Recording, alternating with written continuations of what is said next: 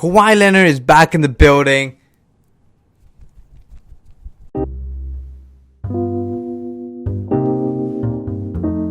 Well, Raptor fans, Kawhi Leonard, the Finals MVP, the hero to the story, book ending that all Raptor fans will forever remember. Kawhi Leonard winning the championship, helping the Raptors put one up in that banner. And the man himself was here today. And you know what? He got the win. He dominated. He was surgical. As the Clippers won 112-92. As the Raptors lose a third straight home game. After being undefeated on the season, they have just not looked good. And you know what? This team is not playing well right now. And I kind of predicted this loss. I knew the Raptors, after struggling against the Chicago Bulls, I was like, this team that's struggling against a below 500 team like that is trying to face up against a championship contender in the LA Clippers. Yes, the LA Clippers have no chemistry, or they're trying to build their chemistry this season, but man, they are much better than the Raptors right now. And defensively, they shut down the Raptors in that second quarter. And that's where the Raptors pretty much lost this game. They lost that second quarter 37-14. 14 points by the Toronto Raptors. Just not good enough. And 37 points allowed.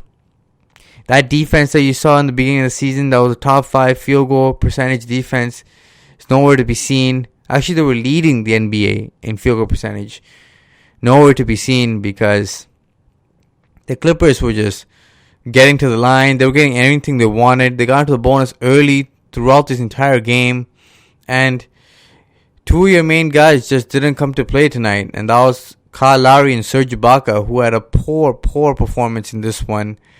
And you know what? Let's just get down to the nitty-gritty right here. The takeaways from this game. Kyle Lowry and Serge Ibaka have not found their form. Both guys combined to go 1 for 16 from the floor. 6 points. All 6 points from Kyle Lowry. But both guys just couldn't find their rhythm. Couldn't find their shot. And if I was to tell you that they're contested and they missed shots, fine. But they were some wide open shots. Shots they usually make. And you know what? They just couldn't put it down. And then Kyle Lowry's open out some like wide open threes. And it's just looking worse and worse right now at this moment. I know there'll be a time where it's all going to turn around, but man, it's hard to imagine when they're playing like this. That was a huge loss for the Raptors, especially in the offensive end. And then let's just go from the bad to the good. Norman Powell, amazing game. And honestly, your best player tonight, even though he does have a tendency to turn the ball over and force a few things, he shot the ball well tonight, was aggressive, and you know what? Another 20-point game from him, 20-plus point game from him, and he looked strong. He was getting the Raptors back in the game that third quarter. 12 points from him that third.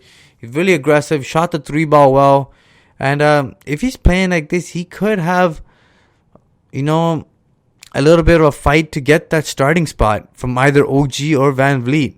But Kyle Lowry right now really needs some help. He really needs to get back in the gym and get a rhythm with his jump shot, or else this team's not going to win many games. So more takeaways from this game. The poor shooting. Man, can't say it enough. Wide open shots, whether it was Serge Ibaka or Kyle Lowry. Guys are missing 3-point shots way too easily in this one. 8 for 36, 22% from 3. If you're not even shooting 25%, just stop shooting altogether because you're just not in the rhythm right now. In that third quarter, the Raptors stayed away from the threes and started going for more mid-ranges and layups and started attacking the paint. And that's when they got really back into this game. But Doc Rivers calls a couple timeouts, and then his guys just responded. And they just went on like a 12-0 run to end off that third quarter and push that lead back up to double digits. And the Raptors did not sniff anywhere close to a comeback in that fourth quarter because that lineup that Nick Nurse threw out with Serge Ibaka, Terrence Davis, Chris Boucher, Patrick McCaw, who's returning, and Rondae Hollis-Jefferson, that was an atrocious offensive lineup. And the Clippers were satisfied with just playing zone. And that was just kind of an insult to that team, because the Raptors, with those 5 guys, the only guy that was actually making threes was Terrence Davis. Wandale Jefferson is not going to shoot many threes. Boucher came in and hit 1 3, but then he missed the rest of his shots. And then you have Serge Ibaka, who's struggling to shoot the basketball. Patrick McCaw, who cannot make a shot to save his life, or is not even looking at the rim.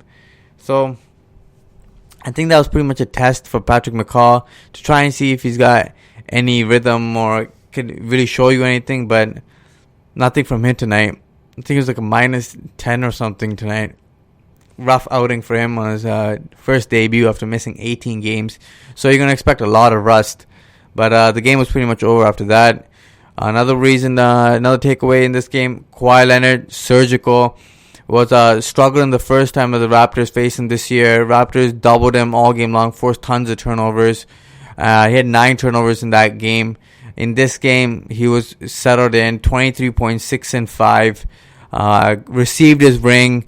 Got a standing ovation. Didn't expect him to get booed, because he is obviously the greatest player in Raptors history, apparently to other people outside of the Raptors organization. But he had the greatest one season ever, and he is the greatest player to put on the Raptor jersey. But the greatest Raptor of all time is still Kyle Lowry, in my opinion. But he had the greatest season of all time. And he was definitely not going to get a boo at all. So that was nice to see. But he destroyed us tonight. Paul George, the Raptors, limited him, but Kawhi was just too much. And then Lou Williams and Montrezl Harrell picked and chose their spots to kill the Raptors, and Raptors couldn't do anything. After that first quarter where the Raptors scored 32 points, the Raptors scored 60 points in the rest of the game, shooting about 30% from the field. And just showing that stat alone, you know the Raptors are going to win many games, shooting that kind of percentage and scoring that little amount of points in today's modern NBA, where points are like usually in the hundreds already. So that was a big shot. But Siakam, he looked good. He looked aggressive, was attacking Paul George, was really getting into the lane, doing a few spin moves.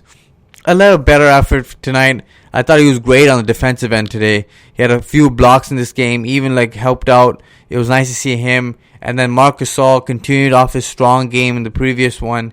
His passing ability in the half court is amazing, as we all know. But he was killing it. He found Siakam, Norman Powell, just on great cuts, got them great rhythm. And defensively, he was solid, picked up some charges. He rebounded the basketball well. And he really scored a little more than you expect from him. He got 9 points on tonight. Shot the ball well and was attacking the glass. Nick Nurse was mixing and matching lineups. He even had a weird lineup. We had Chris Boucher, I believe, at the 2 spot or something.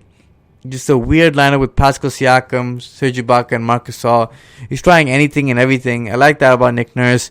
But it didn't do much effectiveness-wise. And you know what? This Raptors team is really struggling. So I like what Nick Nurse is trying to just mix it up and seeing what other guys can give him. But otherwise, a rough loss for the Raptors. The Raptors don't play until Saturday, I believe, so they got a long rest. But once again, thank you, Kawhi, for everything you've done. It was great to see him get the ring and wave to the fans for a standing ovation. Emotional game. Tough loss. But the Raptors got to recuperate and get back to a rhythm. First quarter, I saw a lot of hope for this team.